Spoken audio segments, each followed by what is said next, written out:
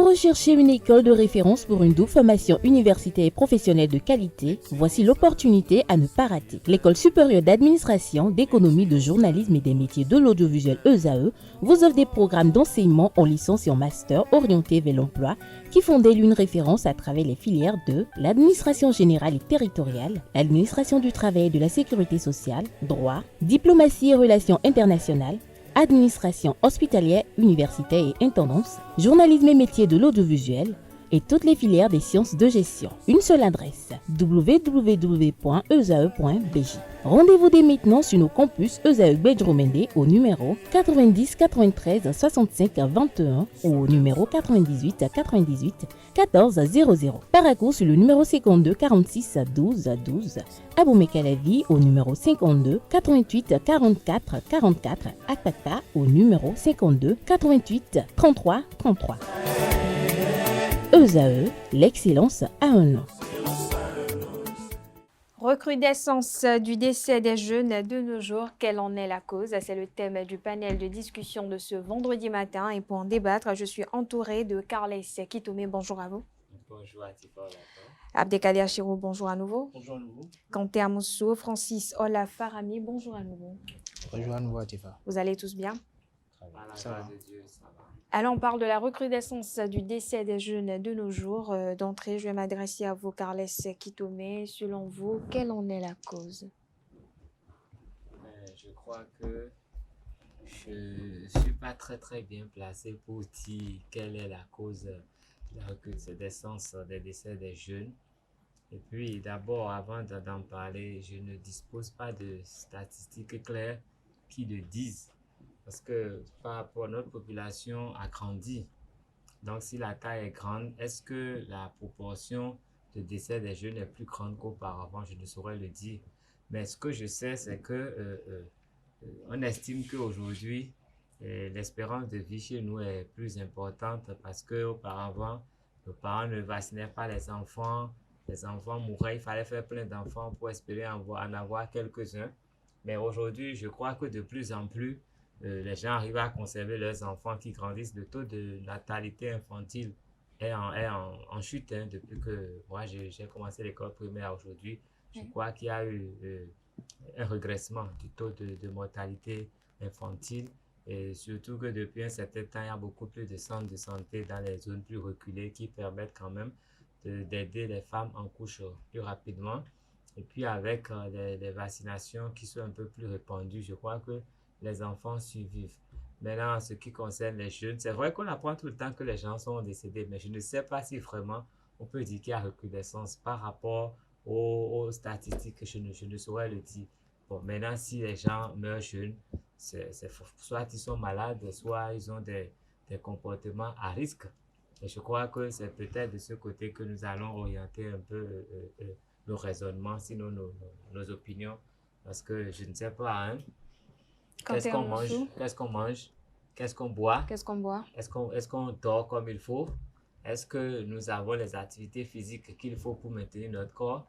Donc, est-ce que sur le plan spirituel, on n'est pas trop pressé d'avoir tous les pouvoirs? Je crois que c'est peut-être dans ce sillage que nous allons essayer de justifier cela. Justement, on va rester dans ce sillage. Quand on remarque aujourd'hui que sur les réseaux sociaux, surtout, il y a plus de posts de décès des jeunes. Et on se demande, comme Carles Kitome l'a dit, est-ce que cela n'est pas dû peut-être à l'envie pressée des jeunes aujourd'hui, au comportement divers des jeunes aujourd'hui qui les poussent à ces genres de situations qu'on remarque aujourd'hui? Je ne saurais le dire exactement. Je dirais plutôt que l'on fait ce constat peut-être parce que autrefois les réseaux sociaux n'étaient pas aussi accessibles et qu'on avait ce que nous jugeons comme information aujourd'hui et qu'on tente de qualifier, disons, de mortalité dont le taux est augmenté.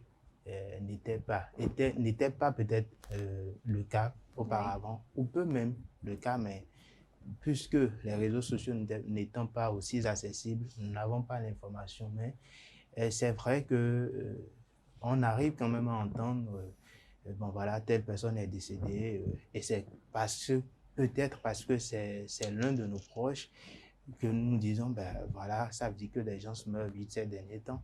Mais je crois que, hormis cela, et peut-être pour ne pas parler de recrudescence, il y a forcément des causes euh, à la mortalité des jeunes. Et bon, on peut compter parmi tant d'autres les accidents de circulation. Je ne peux pas certifier qu'un jeune est plus sage que quelqu'un qui peut-être a un peu plus d'âge que lui et qui quand même fait attention à être prudent sur la route, à maîtriser un tant soit peu sa conduite. Et voilà un peu. Et puis il y a également cet aspect-là que vous aviez soulevé. Les jeunes aujourd'hui sont quand même un peu pressés d'atteindre le sommet, ce qui fait que parfois, je ne suis pas spiritualiste, mais parfois, pour le peu que j'ai déjà entendu, ils arrivent quand même, enfin, ils font l'effort qu'il faut eux-mêmes pour aller se mettre dans des situations qui leur compliquent un peu la tâche. Parce que je me rappelle un peu, j'étais en terminale et il y avait un camarade de classe, du jour au lendemain, on l'a vu, il s'est ramené avec la tête complètement rasée. C'est quelqu'un qui n'aimait pas du tout avoir que les plus retrouver son crâne. Mais il revient avec la tête complètement rasée. Quelques semaines après, il fait un accident. Et d'après les informations, c'est que ses parents étaient partis le voir, même des camarades à l'hôpital. Et il allait bien à un moment donné, mais après, il a commencé par ne plus aller très bien. Mais il leur a dit, écoutez, ne vous dérangez pas pour moi. Il n'y aura rien. Il n'y aura rien, mais il est décédé et je ne vais pas narrer ce que j'ai déjà entendu par rapport aux conditions euh, de son accident. Voilà, de son accident. Oui. Mais je pense que c'est quand même une situation qui, moi, m'avait interpellé entre-temps.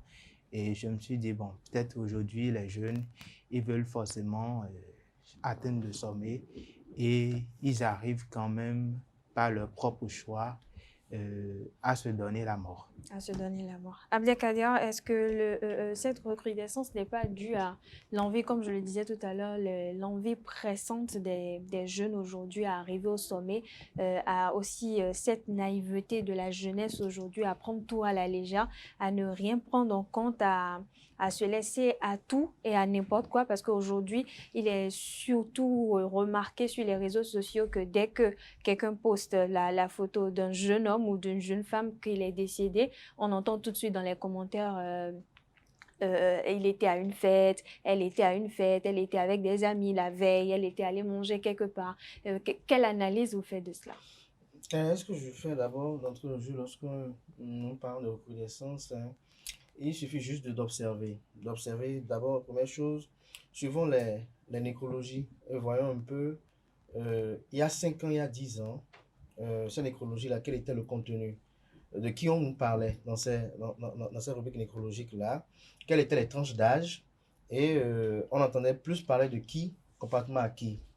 Et aujourd'hui, il y a 10 ans en arrière, lorsque l'on se rappelle, lorsque peut-être on était encore étudiant, ou même lorsqu'on va encore plus en arrière, lorsqu'on était encore élève ou collégien, on constatait que c'est vrai, on a toujours appris qu'il y a des morts nés, c'est vrai, on a toujours appris qu'il y a des enfants qui meurent par noyade, c'est vrai qu'on a toujours appris, mais il fut un temps où, par exemple, quand on était à Fidio, par exemple, on apprenait que cette période-là, on entend beaucoup mourir à la plage. Ou cette période-là, on entend beaucoup. Et lorsque vous observez aujourd'hui, dans notre jeune génération, nous sommes aujourd'hui dans une école. Mon parcours dans les années aujourd'hui, si je dois capitaliser tout, fait au moins 13 ans. Et en 13 ans, j'ai entendu des gens partir. Mais à quel moment on entend beaucoup plus parmi des gens qu'on a formés, des gens qui ont été ici, qui sont partis. Et donc, il faut faire observer que même si il n'y a pas de statistiques officielles que l'on constate, ou bien il n'y a pas quelque chose de vraiment sur lequel on peut se dire qu'on se fie à ça. Déjà, rien qu'on on veut faire un constat, soi-même on constate, ou je constate, moi, si je peux le dire ainsi, que y a une proportion de jeunes qui partent très tôt. Et très tôt, c'est moins de 20 ans, moins de 25 ans, moins de 30 ans. Et lorsque vous êtes friand de l'actualité, que vous êtes instantanément sur les réseaux sociaux, vous allez voir très bien. Et souvent, ce qui choque, c'est des jeunes pleins d'avenir. Pleins d'avenir parce que lorsque vous voyez un peu ce qu'ils projettent, ce qu'ils dégagent, non seulement de leur personnalité, mais aussi de leurs ambitions, vous êtes choqués. Vous êtes choqués. Et tout à l'heure, vous avez évoqué le cas d'accidents de circulation. On voit les accidents de circulation sur la route. On apprend aussi pour les cas de suicide de part et d'autre. Euh, vous avez vu la dernière fois dans les journaux, il y avait un gars qui avait dit pourquoi toujours telle catégorie professionnelle se suicide. Ce journal-là, c'est basé parce qu'on a eu plusieurs informations liées à des suicides qui viennent de cette catégorie professionnelle. Donc, si on doit se référer à cela et regarder, observer, on doit s'interroger de savoir qu'est-ce qui ne va plus aujourd'hui. C'est véritablement ça la question. Tout à l'heure, Kales Kitome l'a dit, vous l'avez dit également, que ça peut être lié peut-être à certains facteurs que peut-être j'épouse, mais qui m'amène véritablement à toujours rester un peu dans le doute et à me demander est-ce que c'est vraiment ces facteurs, c'est-à-dire les facteurs où l'on a l'envie pressée, on a cette envie démesurée d'être riche, il faut appeler les choses telles qu'elles sont, on a cette envie démesurée de très tôt faire tout dans la vie, c'est-à-dire à 20 ans, être marié, avoir sa femme, des voitures et tout, cette envie de vouloir peut-être surpasser ou prendre la revanche sur des aînés. Cette volonté de vouloir peut-être avoir une liberté infinie. C'est-à-dire, le jeune homme, lorsqu'il a peut-être 18 ans, 19 ans, 20 ans, il estime que papa ne doit plus lui demander à quelle heure il doit rentrer à la maison, maman ne doit plus lui demander d'où il vient, et que toutes les sorties de nuit, il doit les faire, toutes les boîtes de nuit, il doit les faire. Moi, lorsque Francis Fami m'envoyait ce thème-là hier nuit, je me suis remémoré encore quelques musiques et je crois qu'il y a un de nos artistes, je ne sais pas lequel, qui disait, dans cette vie, il faut célébrer les valeurs de la vie pour avoir une vie saine et blanche. Est-ce que nous célébrons les vraies valeurs de la vie? Ça reste une interrogation à laquelle on va chercher à répondre. Alors, Abdelkader, vous soulignez quelque chose d'assez intéressant quand même, les comportements des jeunes aujourd'hui. Est-ce que, je vais m'adresser à vous, Francis Farami, même question, hein, mais d'abord, est-ce que ces différents comportements qu'on remarque aujourd'hui, comment les jeunes mènent leur vie, comment les choses se font aujourd'hui dans la société, tout le monde est pressé, on veut arriver au sommet, est-ce que cela n'est pas aussi un peu dû. Laissons d'abord le côté de la recrudescence des décès, mais est-ce que cela n'est pas dû aussi à l'environnement, aux personnes qu'on fréquente? Parce qu'on a de ces jeunes aujourd'hui, peut-être des personnes qui sont promotionnelles, où l'un a eu la chance d'avoir peut-être, comme on le dit, un circuit où il a pu se lancer très rapidement et on se voit à se comparer à ces jeunes-là parce qu'on se dit, on a été ensemble, on a fait chemin ensemble, on a été dans les mêmes écoles, on a fait le même parcours, mais aujourd'hui, telle personne conduit une voiture, telle personne a déjà une maison, il a déjà une stabilité financière aujourd'hui et moi, je ne suis pas dans la même situation. Est-ce que cela n'est pas un des facteurs, des causes de la recrudescence des décès des jeunes aujourd'hui? Effectivement, je dirais même que l'un des facteurs, ce serait non seulement le comportement ou bien le comportement des jeunes d'aujourd'hui, mais également leur regard par rapport à eux, mais également beaucoup plus leur projection de la société. Vous savez, quand vous êtes un peu jeune, disons 22, 23 ans, et que autour de vous, la plupart de vos amis ou bien la plupart des gens qui ont votre âge Oui. sont à un niveau de stabilité financière un peu plus élevé, même si de votre côté, vous essayez de faire les choses de manière un peu plus honnête, de manière un peu plus sérieuse, et que vous voyez quand même que de votre côté, ça ne va pas comme vous voulez. Oui. Donc, la plupart du temps, on voit de ces jeunes-là qui se rapprochent même des gens de leur âge qui évoluent un peu, ça c'est quand même sérieux, de leur demander, ah, comment tu fais? Si cette personne dit, bon, tu sais, c'est la grâce de Dieu, en plus de ça, j'ai eu la chance de connaître telle personne, même si eux, de leur côté, la chose ne marche pas, ils se disent peut-être que cette personne-là ne veut pas leur montrer le chemin. Donc, ils sont peut-être tentés de prendre part d'autres chemins, d'autres moyens, peut-être pas clairs. Oui. Mais le plus important aussi, c'est de voir, c'est en ça que je parlais tout à l'heure de leur projection. Vous voyez, autour de nous, il y a de ces personnes-là qui ont cette manie-là de minimiser les gens. Ils vont se rapprocher de leurs compagnons peut-être même que c'est un couple, ils vont se rapprocher de lui et dire, oh, toi reste là. Tu vois, les gens de ton âge, ils ne font pas ça. Les gens de ton âge sont à tel niveau. Les gens de ton âge font ci. Les gens de ton âge, ci, cela. Mais ils oublient que les gens de mon âge ne sont pas moi. C'est pas parce que l'autre, à 25 ans, a déjà une voiture, s'est déjà marié ou a déjà accompli ceci, que moi aussi je dois le faire. On n'est pas venu au monde en même temps. On n'est pas venu au monde On de n'est pas pas. obligé d'avoir Voilà, le on même n'est pas parcours. pareil. Oui. Même si on a le même âge, même si on a eu le même parcours, même si on a tout fait ensemble, on n'est pas obligé d'avoir le même résultat. On dit plusieurs chemins mènent à Rome. Même si lui, il a suivi le même chemin que moi, même s'il a connu les mêmes personnes que moi, et à son âge, il a déjà accompli tout un tas de choses, je ne suis pas obligé d'arriver au même résultat. L'essentiel, c'est de prendre le temps de comprendre les erreurs que l'on a commises, de comprendre euh, les causes qui ont donné les effets que l'on remarque aujourd'hui. Si vous vous pressez, par exemple, pour avoir un résultat que vous devrez peut-être avoir dans 10 ans, qui sait ce que vous allez en faire aujourd'hui? Si, par exemple, il vous fallait 10 ans pour obtenir une voiture, mais vous avez mis 3 contributions pour l'avoir peut-être à 2 ou 5 ans, euh, peut-être que les 10 ans vous auraient permis d'acquérir des capacités, ou bien vous auraient permis de comprendre comment fonctionne réellement un véhicule. Mais vous voulez écouter les choses et la voir peut-être en 5 ans. En 5 ans, je vous promets que vous risquez même de dépenser plus que ce que vous aurez sacrifié en 10 ans. En 10 ans. Donc, je pense que le mieux, c'est de prendre patience. Et de prendre Et patience. d'évoluer Moi, je normalement. voudrais dire, le constat Oui, Carlos, qui est qui te- fait, Oui. est-ce que c'est la même chose dans nos campagnes?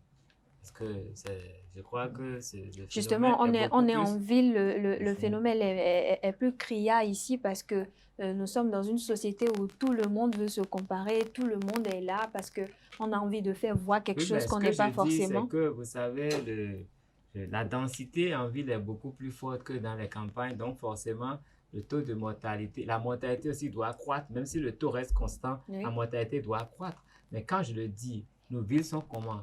Nos villes sont mal bâties. Vous savez, il n'y a aucun autre. Et il faut, vous savez, il faut que l'air circule pour freiner les maladies. Mais quand vous êtes là et tout le monde a une maison au rez-de-chaussée et que vous venez mettre un 10 étages au milieu et un autre qui réfléchit à peine, gagne un peu d'argent, mais 8 étages, et que vous empêchez la bonne circulation de l'air, forcément, vous créez des conditions pour que les gens tombent malades. Et le vrai problème, je crois que c'est dans nos villes qui sont mal bâties.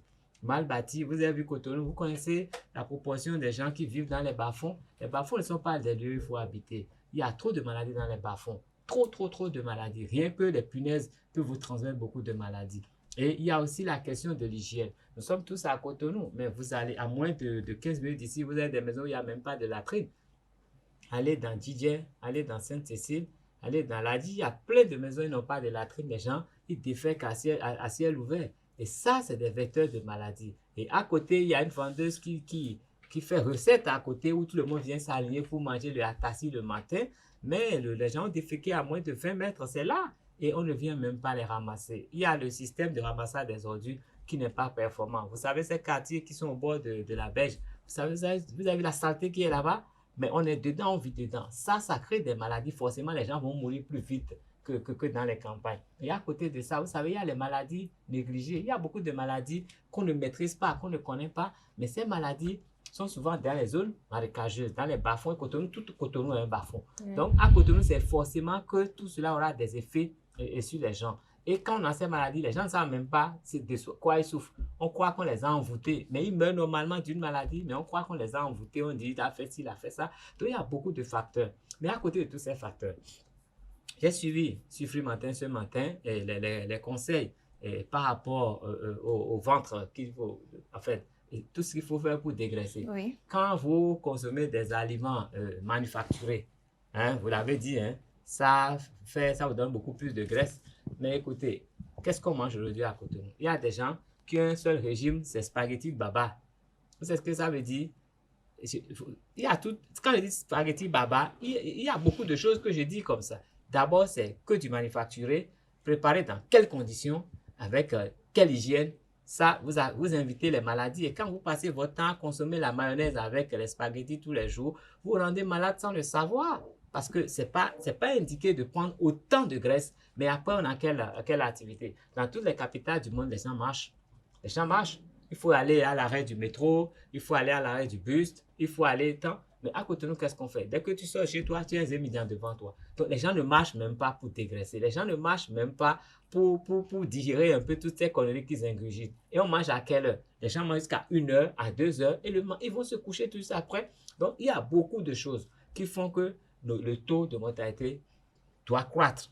Mais lorsqu'on Spécialement à vient Cotonou. au niveau des causes sociétales où on sait qu'aujourd'hui les jeunes font tout de travers, plus rien n'est fait dans la norme des choses, on se presse pour un rien du tout, on est là, on se compare Non, mais c'est l'environnement qui le crée. Tout ce que notre... je dis le crée. Vous êtes dans un quartier, tout le monde arrive de chaussée, mais toi, tu penses qu'il y a quelqu'un qui a construit un immeuble, il faut construire aussi un immeuble, et vous êtes pressé de construire cet immeuble. Vous allez faire tout, physiquement, matériellement, spirituellement, vous allez faire tout de travers pour avoir un immeuble, pour encore accélérer le rythme de mort dans votre quartier. Parce que c'est votre immeuble-là qui va créer tous les problèmes aux autres. Mais vous-même, vous créez suffisamment de problèmes en construisant cet immeuble. Peut-être qu'au lendemain de la construction, vous allez mourir vous-même parce que vous avez tout fait, vous avez traversé toutes les règles pour en arriver là. Et en même temps, vous facilitez la mort de vos voisins.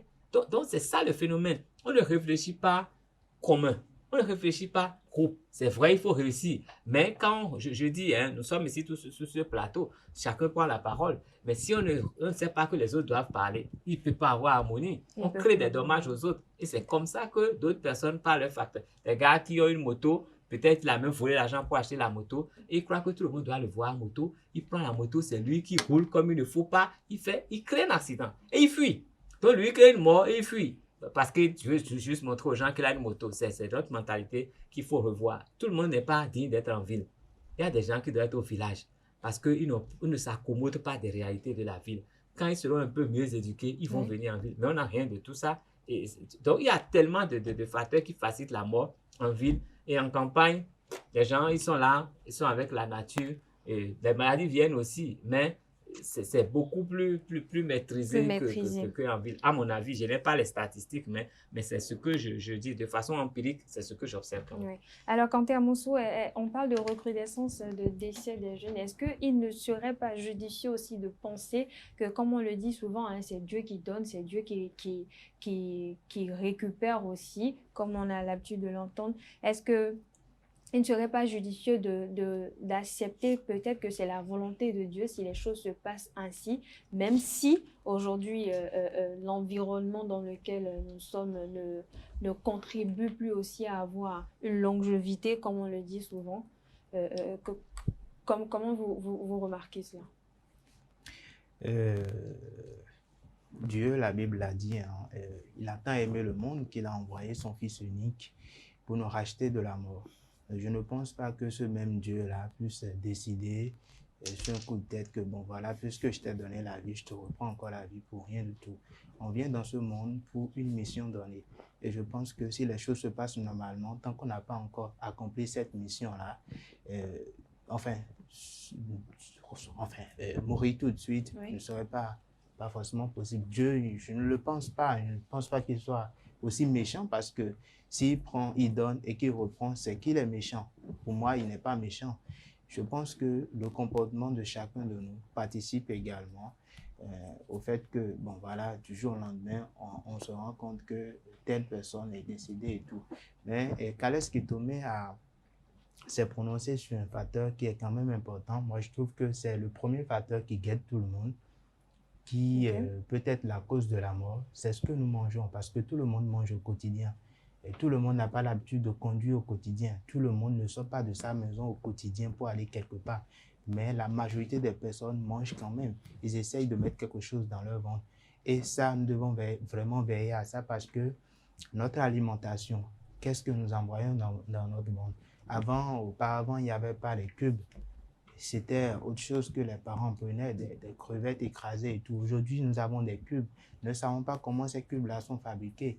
Les ingrédients qui sont réellement mis à contribution jusqu'à ce que nous ayons ce que nous voyons dans l'emballage. Il y a également les tomates en boîte, par exemple. Oui.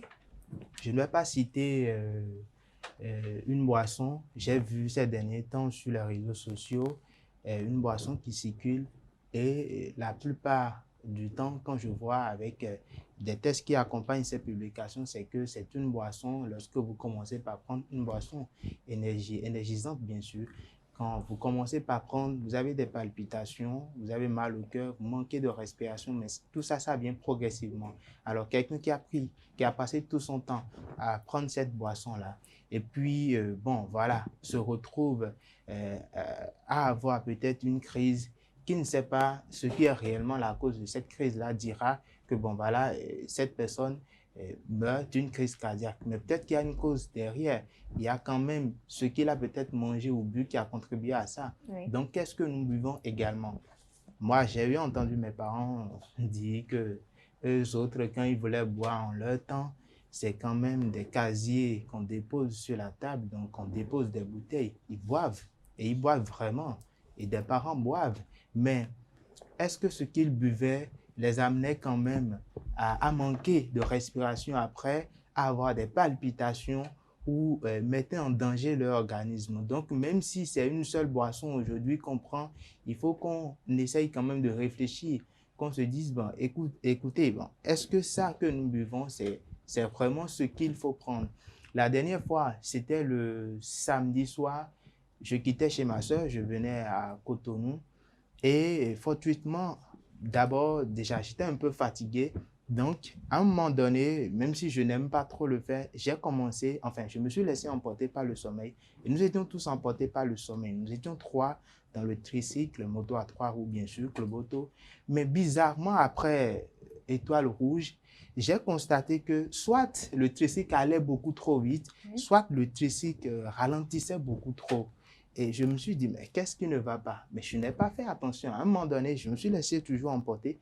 Mais puis après, je me réveille et je me rends compte qu'on fonçait tout droit derrière, enfin, on était derrière une voiture 4x4 de marque Toyota, mais on allait tout droit et c'était à une vitesse inimaginable. Et puis après, le gars, il ralentit brusquement. Ah, qu'est-ce qui ne va pas? Et j'ai été un peu observateur et j'ai compris qu'il somnolait. Il dormait aussi au moment où nous étions en train de dormir. Donc, vous imaginez, lui seul, par exemple, parce que peut-être il n'a pas eu à se reposer, il n'a pas eu peut-être le temps vraiment de se retrouver un peu, il allait quand même mettre la vie de tous ceux qui sont derrière là en danger. Donc, que ça soit des cas d'accident, que ça soit ce que nous mangeons, et puis après tout, la nature aussi a ses lois. Et il ne faut pas oublier cela, il ne faut pas occulter cela parce que si aujourd'hui vous commettez, enfin, vous êtes méchant avec quelqu'un, sachez que demain, vous allez payer ça sûrement par d'autres voies. Donc, les lois de la nature, il y a tout ça. Nous devons veiller à tout ça je voudrais pour placer se un mot. prononcer. Oui, très Il a rapidement. parlé tout à l'heure des boissons énergisantes. Bon, je crois que c'est ça ce qu'on dit. Hein. Mais à côté, il y a quelque chose de pire. Il y a la consommation des produits psychosomatiques, je crois que c'est ce qu'on dit. Hein. Et ces produits qui vous font soit dormir, qui vous éveillent. Non, je ne dis pas les somnifères, ce qu'on appelle communément active inclus. Je sais de quoi je parle. Oui. La consommation de la drogue, psychotrope, la consommation de la drogue évolue. Oui. Même dans les écoles, dans les universités, vous savez qu'il y a des gens qui vont consommer des trucs avant de venir au cours. À la pause, ils consomment autre chose. Et quand la dose devient grande, forcément, ça a des conséquences sur la maladie, sur la santé. Et vous avez ces babas là, vous avez beau bu du thé, hein. Vous venez, vous prenez le thé à 50 francs, l'autre il prend le thé à 500 francs. Et c'est la même dose de thé parce qu'on a ajouté des produits psychotropes, c'est ça qu'on dit. Oui. Et ça crée des problèmes. Vous allez voir, moi j'ai déjà vu quelqu'un, il est mort de façon très très bizarre. C'est un monsieur qui consomme beaucoup de choses de toute façon, qui était allé faire la lessive pour quelqu'un pour gagner 2000 francs. Quand il était en train de faire la lessive, il s'est arrêté, il est allé chez le baba, il a fait un tour. Un moment après, il a fait un deuxième tour. Quand il avait les habits, moi, il s'est assis, il dit bon, que son cœur là faisait un jeu, quoi, qu'il ne comprenait rien à son cœur.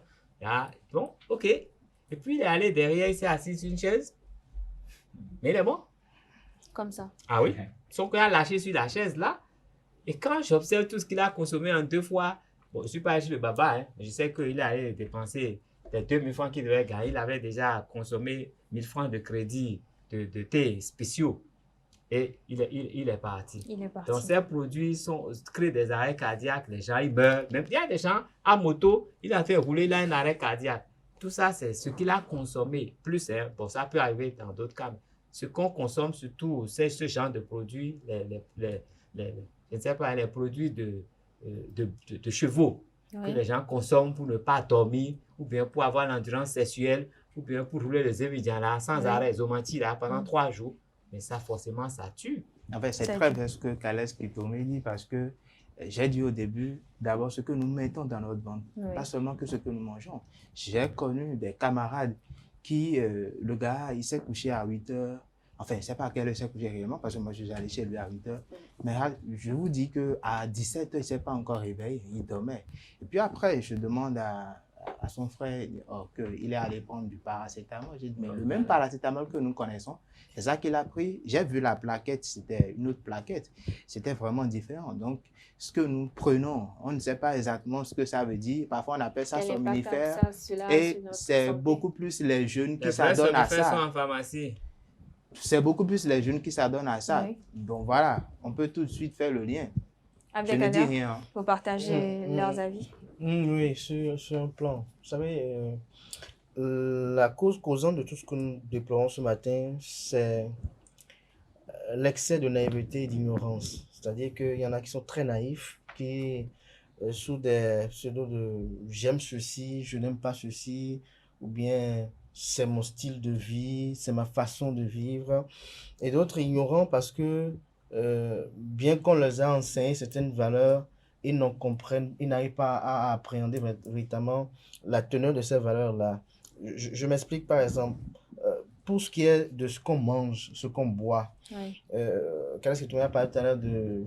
Moi, je peux dire hein, la Dive, Ossa, les quartiers qui sont autour ici et autres. Mais je pense qu'il y a des gens même dans la rue vive qui meurent comme ça. Vous savez pourquoi?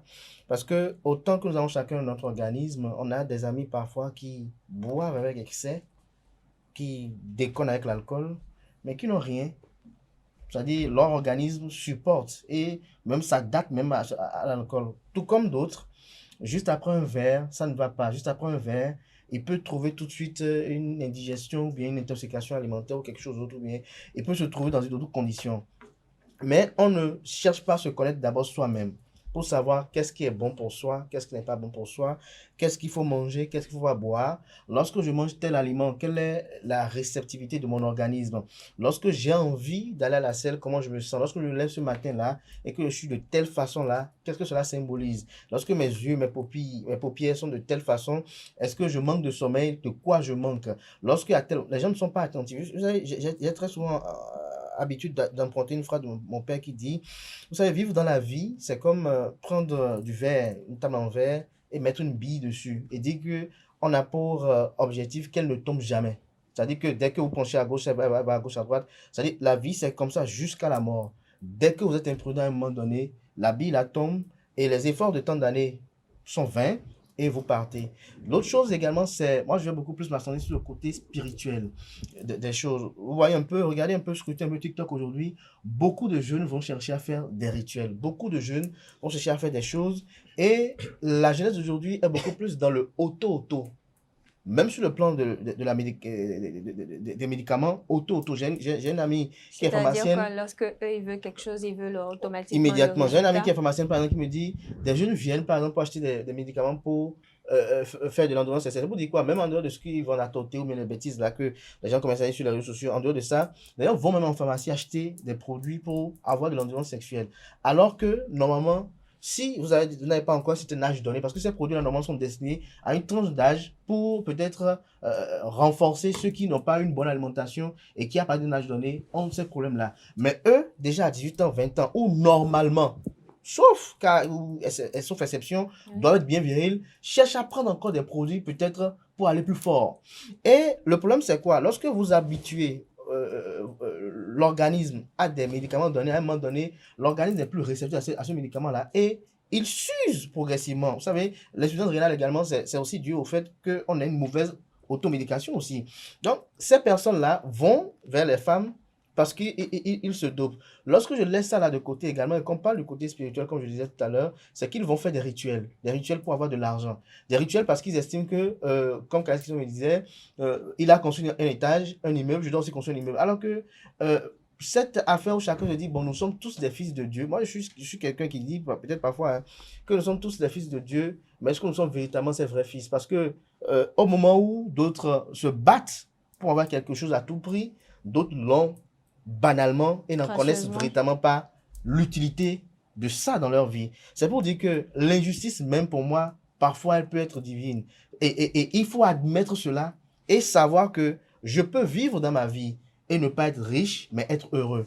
Je peux vivre dans la vie et ne pas être multimilliardaire, mais faire de beaux enfants, des enfants honorables, avoir un toit qui est enviable et vivre décemment. Je peux ne pas chercher à avoir la meilleure célébrité, mais vivre et laisser un nom pour la postérité. Mais aujourd'hui, les jeunes veulent les sommités, ils veulent tout de suite avoir la vie de X ou Y sans savoir ce que X ou Y a eu à faire. Et l'autre chose également, c'est qu'on a tendance à demander qu'est-ce que tu as fait. L'autre nous dira j'ai été chez tel prêtre spirituel, j'ai été chez tel pour faire ci et ça, sans savoir également que lorsque je donne un exemple de quelque chose que je connais bien, vous prenez 10 personnes que vous mettez peut-être devant un même savon ou bien devant une même poudre, vous leur dites à toutes 10 de la paix. Si le savon a pour but d'enrichir, et même s'il a été dupliqué avec quelques éléments donnés, ce savon n'aura jamais la même efficacité sur tous. Lorsque vous donnez 10 personnes à un même pasteur ou à un même prêtre ou à un même imam, pour que cet imam l'a pris sur leur vie, les 10 n'auront jamais le même résultat. Donc, les gens n'arrivent pas à comprendre à un moment donné que ça ne marche pas, ça ne vient pas, et on cherche à forcer. Et il y a une chose, lorsque vous forcez certaines choses de la nature, c'est deux choses. Soit tout ce que vous demandez vous vient, c'est-à-dire tout ce qui est comme bonheur et bien, bonté, bonheur que vous avez dans votre vie, Oui. vous vient et est concentré durant une période, et vous partez brusquement, parce que ça a un sens. Vous savez, dans certaines familles même, je crois que ceux qui partent brusquement comme ça sont enterrés autrement. Et lorsque vous partez comme ça a un sens. Mais soit c'est la seconde façon, c'est que vous avez tout, et après vous connaissez une évolution, c'est-à-dire qu'après tout rechute, vous connaissez une vie hyper misérable, et tout va en déliquescence. L'idéal, c'est que ce que les jeunes doivent faire, c'est aussi de respecter leurs parents, leurs aînés, et d'être très prudent dans le choix des mots. Aujourd'hui, quelqu'un, avec la modernité, la mondialisation, beaucoup de choses, les gens estiment que, bon, je suis déjà grand. Ouais, les jeunes, même parfois dans l'administration, ils rentrent dans l'administration parce qu'ils sont déjà collègues avec un certain type de personnes qui étaient là bien avant eux.